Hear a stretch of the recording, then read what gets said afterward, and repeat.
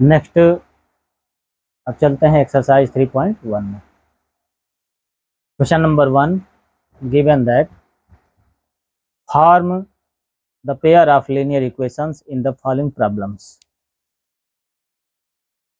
Question का मतलब ये है कि नीचे लिखे गए प्रॉब्लम्स की सहायता से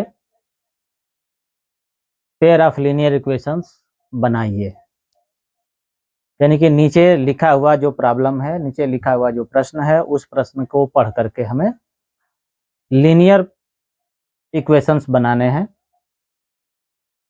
and find their solutions graphically, और उनके सॉल्यूशंस ग्राफिकली फाइंड कीजिए। तो क्वेश्चन का कहने का पूरा मतलब ये है कि हमें नीचे लिखे गए प्रश्नों को पढ़ करके पेयर ऑफ लीनियर इक्वेशन बनाने हैं और उन पेयर ऑफ लीनियर इक्वेशंस को ग्राफ में दर्शा करके हमें उसके सॉल्यूशन फाइंड करने हैं। तो इस पूरे क्वेश्चन का मतलब ये है कि 10 स्टूडेंट क्लास 10 के किसी मैथमेटिक्स क्विज में भाग लेते हैं जिनमें लड़कियों की संख्या लड़कों की संख्या से 4 अधिक है। तो इस स्टेटमेंट के आधार पर हमें लड़कों की संख्या और लड़कियों की संख्या ज्ञात करनी है जिन्होंने उस क्विज में भाग लिया है। जनरली एक्स वाई को ही मान करके इक्वेशन को बनाते हैं। तो हम इस तरह से इसका सॉल्यूशन, यानी कि हम लीनियर इक्वेशन इस प्रकार से हम प्राप्त करेंगे। Let the number of boys be x and number of girls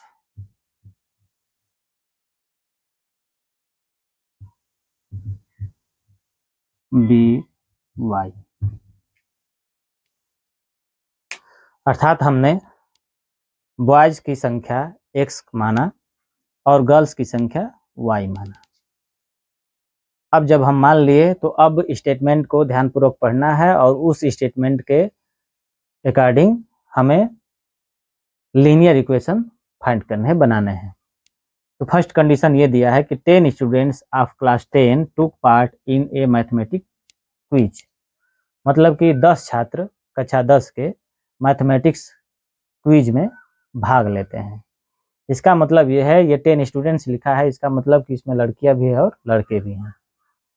तो लड़के और लड़कियां दोनों मिला करके दोनों की संख्या कितनी है? 10 है। तो हम बॉयज की संख्या x माने हैं, गर्ल्स की संख्या y माने हैं।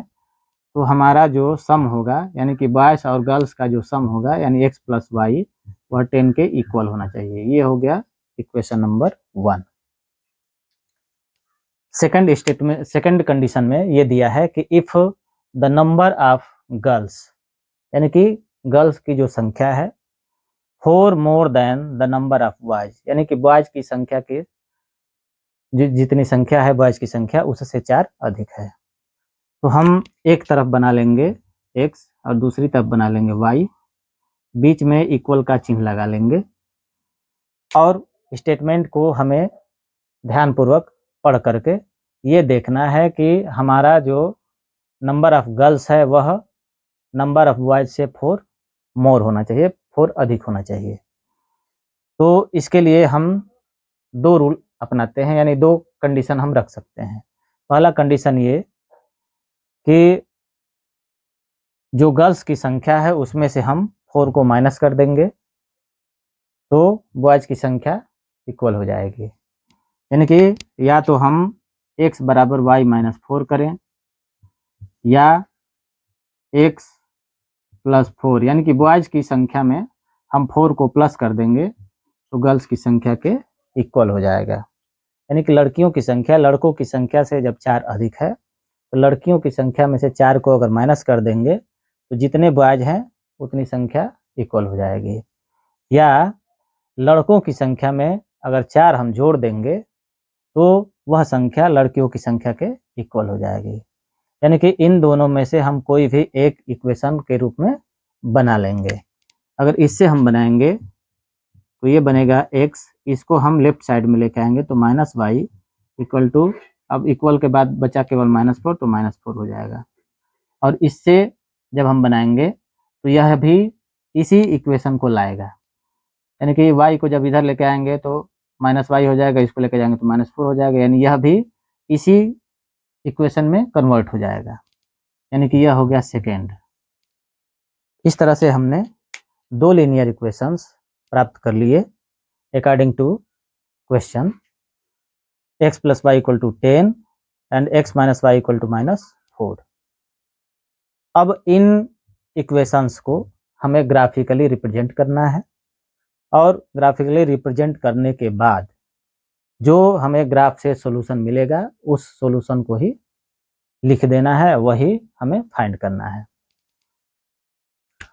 तो ग्राफिकली रिप्रेजेंट करने के लिए हम बारी बारी से एक एक इक्वेशन को रिप्रेजेंट करेंगे। जैसे फर्स्ट को हम रिप्रेजेंट कर रहे हैं तो हम इसके लिए कॉलम बनाएंगे x और y का। x का वैल्यू हम अपने मन से रखेंगे, जैसे फर्स्ट वैल्यू 0 रखते हैं इस इक्वेशन में, तो x की जगह पर जब 0 रखेंगे तो y का वैल्यू आ जाएगा 10, यानी y का जो वैल्यू है हमें 10 मिल गया। दूसरा, y का अगर वैल्यू हम 0 रखते हैं, यानी y का वैल्यू 0 रखेंगे इस इक्वेशन में, तो इसको जब सॉल्व करेंगे तो x का वैल्यू आ जाएगा 10।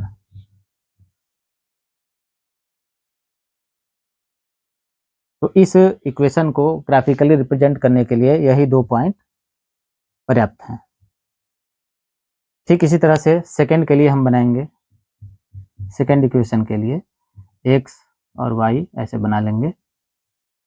ठीक यही पॉइंट्स हम रखते हैं, x = 0 रखेंगे तो y का वैल्यू इसमें आ जाएगा 4, और यदि हम y का वैल्यू 0 रखते हैं तो x = आ जाएगा -4।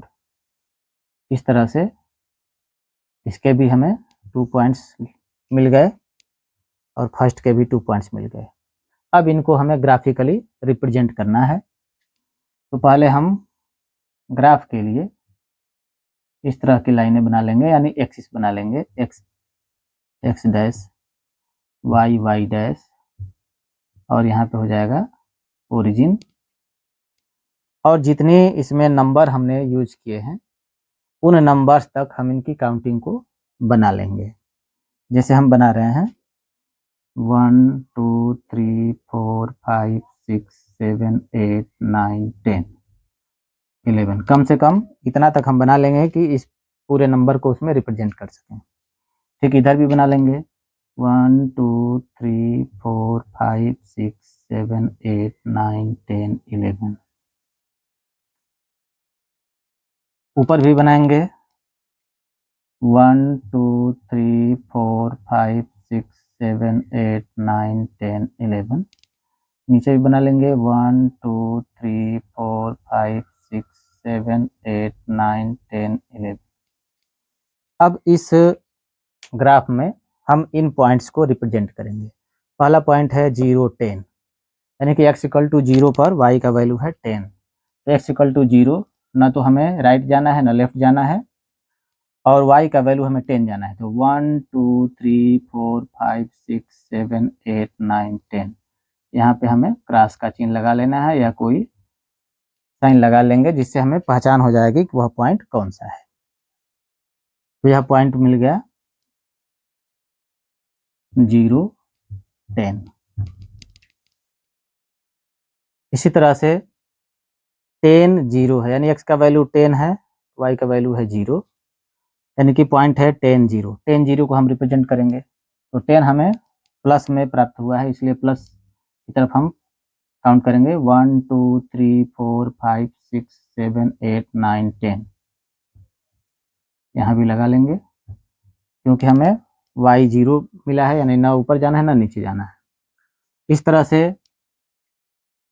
ये 2 पॉइंट्स मिले हैं, इन पॉइंट्स को हम रिप्रेजेंट कर लेंगे। ये सेकेंड पॉइंट है 10 0।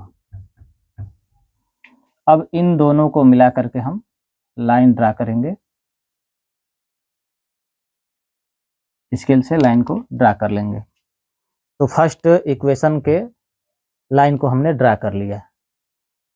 फिर इसी तरह से सेकेंड को हम ड्रा करेंगे, जिसमें फर्स्ट पॉइंट है 0 4। तो 0 4 यहाँ होगा 1 2 3 4, ये होगा 0 4। सेकेंड पॉइंट है -4 0, यानी कि -4 इधर आएगा 1 2 3 4, और 0 न तो ऊपर जाना है न नीचे जाना है, यानी कि इस तरह से इसको हमें इन पॉइंट्स को मिला करके ऐसे बना लेंगे ग्राफ में। तो इन दोनों इक्वेशन से बने हुए पॉइंट्स को हमने ग्राफ में रिप्रेजेंट कर लिया। ये दोनों एक दूसरे को एक पॉइंट पे इंटरसेक्ट कर रही हैं।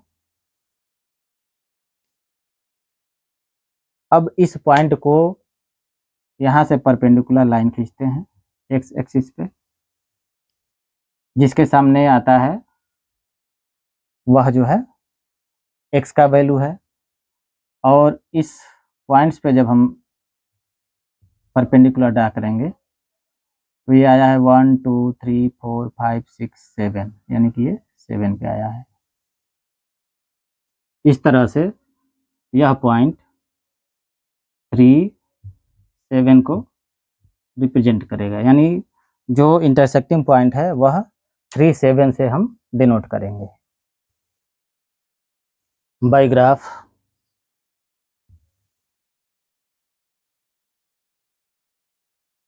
we have x equal to 3 and y equal to 7. Hence,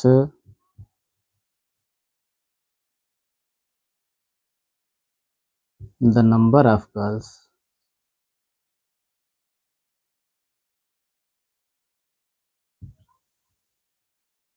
equal to 7 and the number of boys equal to 3। इस प्रकार से नंबर ऑफ गर्ल्स 7 प्राप्त हुआ और नंबर ऑफ बॉयज 3 प्राप्त हुआ।